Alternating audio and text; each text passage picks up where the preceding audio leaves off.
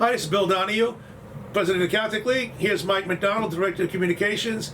We're the voice box of the Catholic League, but we're not the only ones that work here.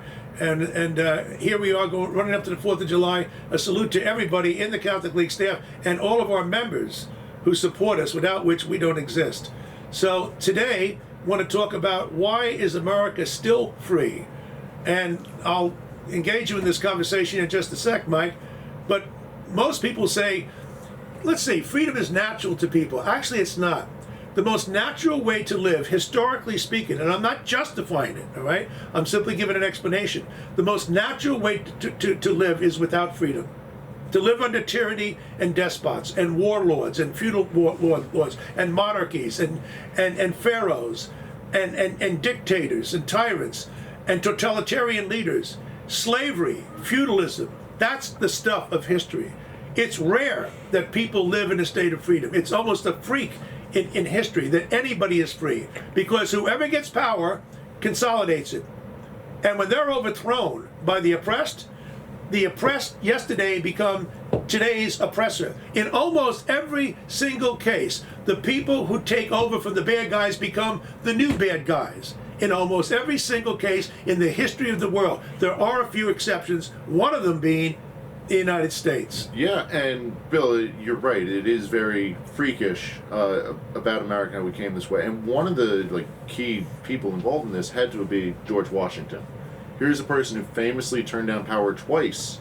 Right, he led the Americans to victory in the Revolution. Could have made himself King George I, and he said, "We just got rid of King George III. I'm not going to be a king. I believe in republicanism. I believe in representative government, so I'm going to turn power back over to the Continental Congress. I'm stepping out of my military garb here. I'm no longer running the army." And then when he was president, right, he was an extremely popular president.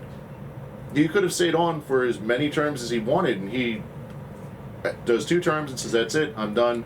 We shouldn't have presidents serving for life. That's morally wrong." So in certain ways, he is a freak in that regards, but just looking at George Washington, that wouldn't be enough to keep us free today. There has to be a little bit more institutional. He had some principles. Right.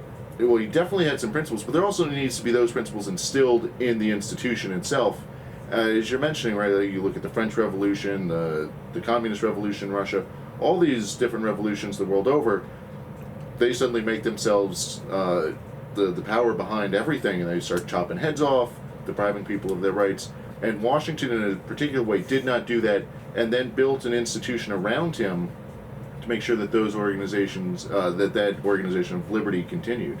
Well, if the founders didn't give us the Declaration of Independence, we wouldn't have inalienable rights that we could appeal to. Martin Luther King understood that. He didn't have it right then for African Americans, but he could appeal to that end because it was written as in our cornerstone, and that our rights come from God and not from government. But that's not enough. You have to institutionalize, as you said, Mike. You just can't just simply say, well, we should be free.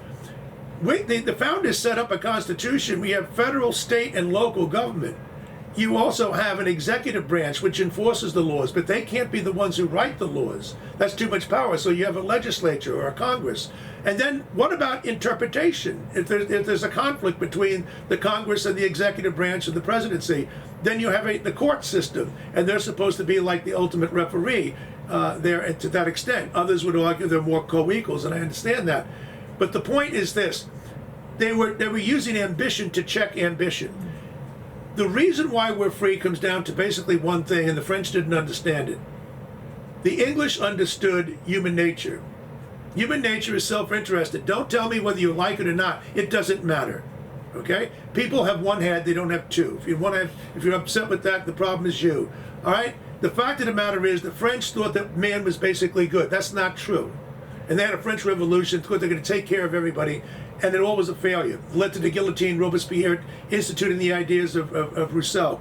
This country understood you had to have a separation of powers, one against the other, pitted against the other, to stop any one of them coalescing and having a monopoly of power. That's based on self-interest. So is our capitalist system, which is why it works.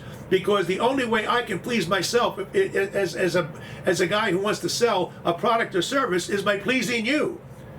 because I have to give you what you want. Dictators don't care what you want, they just simply do what they want.